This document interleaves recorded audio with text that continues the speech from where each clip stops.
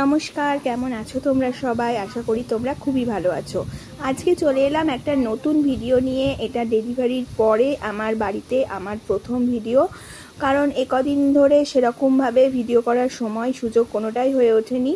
সোমবারের দিন আমার ছোট্ট সোনা আমার কোলে এসেছে, আর আমি কিন্তু চলে এসেছি মঙ্গলবারই ঘরে। আর এদিকে আমার দিদা বানাতে বসে গেছে একটা সর্ষের বালিশ। আর এদিকে দেখো দিদা বকবক করছে আমার ছেলের সাথে। জামা পরবো,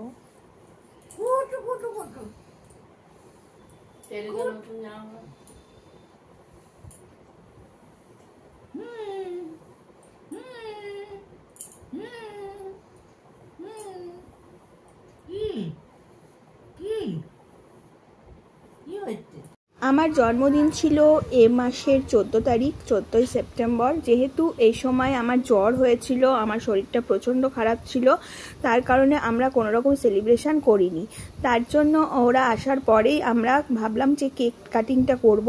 তো সেই জন্য এই যে প্রিয়া, সুপ্রিয়, ত্রিশ সবাই মিলে আর কি কেক কাটিংয়ের ব্যবস্থা করছিল, এবং বেলুনও ফুলিয়েছিল। বেলুন ফুলিয়ে খুব সুন্দরভাবে ডেকোরেশন করেছিল। আর আমার ছোট ছেলের নাম রাখা হলো তানিশ। এটা হলো নিকনেম। আমার বর এটা পছন্দ করেছে। ত্রিশ আমার বড় ছেলের নাম, তো তার সাথে মিলিয়ে নাম রাখা হলো তানিশ। তো সেটারই ভিডিও করা হয়েছে, আর এখানে ফুল দিয়ে সুন্দর করে নামটা লেখা হয়েছে তানিশ। আর এই যে আমার ছোট্ট সোনা এখানে শুয়ে শুয়ে এনজয় করছে। তো আজকে ওর ওয়েলকাম সেরিমনিও করা হলো আমার বার্থডের সাথে সাথে।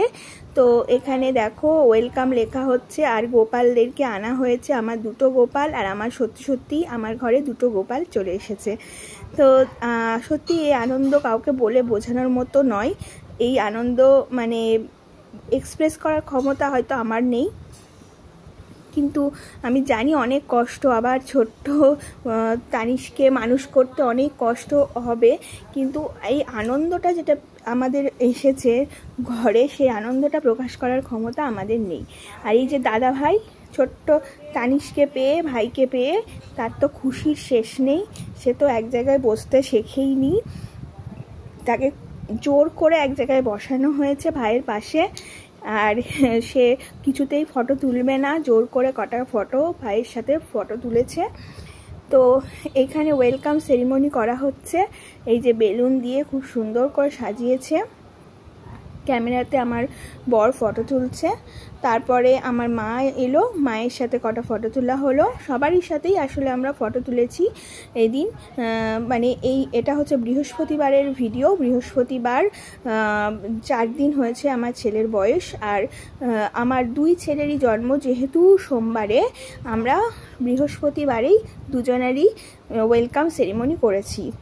তো খুব সুন্দর, মানে একই রকম অভিজ্ঞতা দুটো ভাইয়ের ক্ষেত্রেই হলো। আমার তো ভীষণ ভালো লাগলো। আগের বার তো শুধু মা আর বোনই ছিল, এবার ছোট্ট দিদা, মনাই সবাই এসেছে। তারপর মনাইয়ের কোলে দেওয়া হলো, মনাই ওকে নিয়ে ফটো তুললো। তারপরে বাবার কোলে ছোট্ট তানিশ সোনা এখন ওয়েলকাম ফুটপ্রিন্ট দিচ্ছে।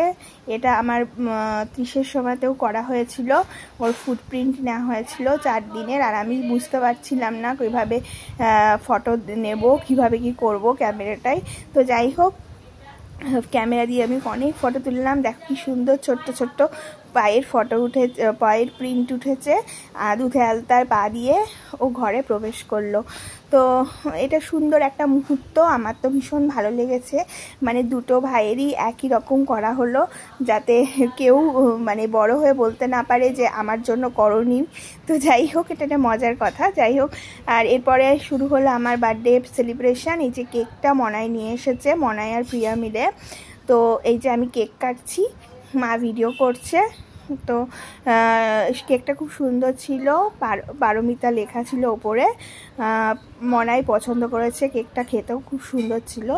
তো এইভাবে যে আমার ছেলেকে দিতে গেলাম, খেলো না, ও তো কথাই শুনছে না, একদম সবাইকে দেখে আনন্দে আত্মহারা হয়ে উঠেছে।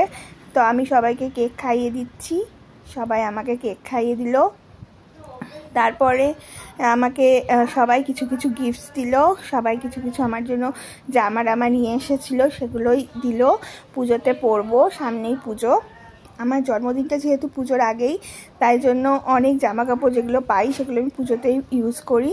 তো আর মা এনেছিল আমার ছোট ছেলের জন্য একটা আংটি মুখ দেখে, তো ওটাই দিল। তো আজকের মতো ব্লগটা এখানে এন্ড